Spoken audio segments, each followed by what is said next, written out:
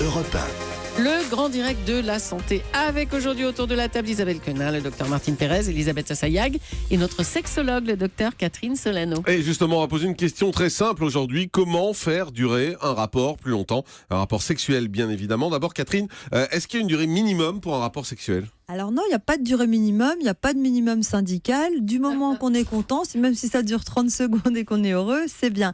Mais sur le plan médical, parce que je suis quand même médecin, on considère qu'un rapport sexuel qui dure moins de 3 minutes peut être considéré comme très rapide et peut nécessiter une aide, je dirais pas forcément un traitement.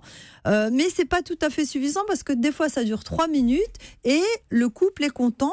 Pourquoi? Tout simplement parce que le rapport sexuel, on calcule pas la satisfaction sur les minutes, mais justement sur le plaisir partagé et sur la satisfaction mutuelle. Donc ça peut très bien être court et on peut être content.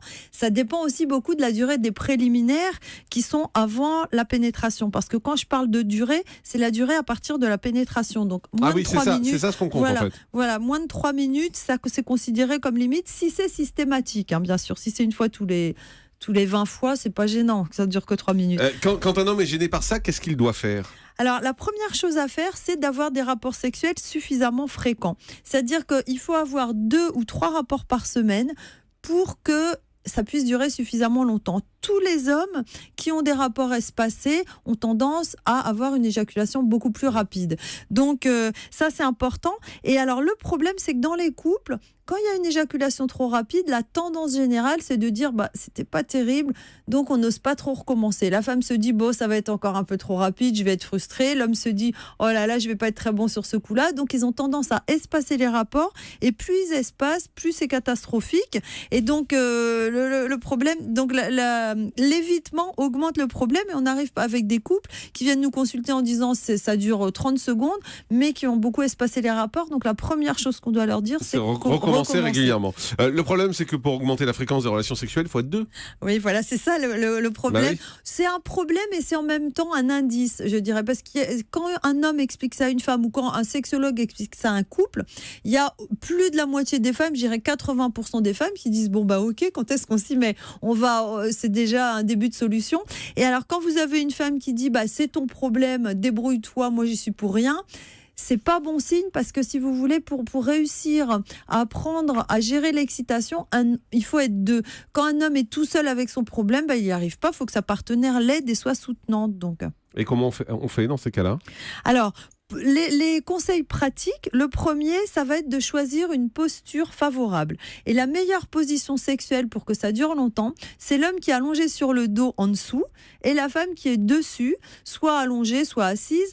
Et il faut que ce soit elle qui contrôle les mouvements de va-et-vient. Il faut que l'homme ne bouge pas son bassin, qu'il reste assez passif. Et dans ce cas-là, l'éjaculation vient bien moins vite parce qu'il se laisse moins emporter par le plaisir, vu qu'il n'a pas de mouvement, pas de tension musculaire. Donc il laisse la femme travailler en fait. Il laisse la femme travailler et surtout, il se concentre sur son plaisir parce que beaucoup d'hommes qui ont une éjaculation rapide ont tendance à vouloir donner absolument du plaisir à leur partenaire et donc ils font pas attention à ce qu'ils ressentent. Et donc là, l'idéal, c'est d'être allongé sur le dos et en plus de se concentrer sur son plaisir et ce qu'on ressent. Mais est-ce que les préliminaires, c'est important pour faire durer davantage la relation sexuelle? Oui, les préliminaires, c'est important. Justement, un homme qui a tendance à durer pas très longtemps, il faut qu'il ait beaucoup de préliminaires. Beaucoup, ça veut dire au moins 20 minutes. Et surtout des préliminaires, je dirais, un peu inhabituels. C'est-à-dire, il faut que les préliminaires se fassent de la femme vers l'homme, qui reçoivent beaucoup de caresses, de bisous, de câlins non sexuels. C'est-à-dire, il faut qu'elle lui caresse l'épaule, les cheveux, les pieds, les jambes, le ventre. Pas la zone sexuelle, si au bout d'un moment, mais pas tout de suite. Oui, quand même.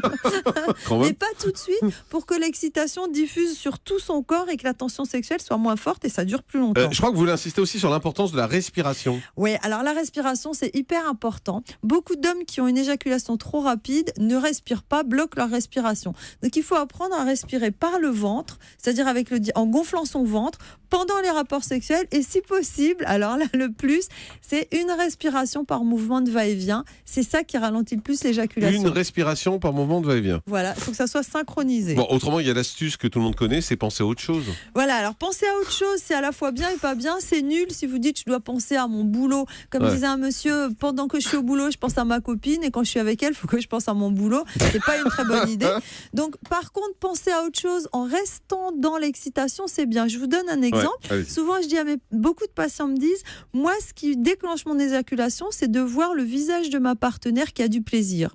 Et donc, je leur dis, dans ces cas-là, regardez pas le visage de la partenaire.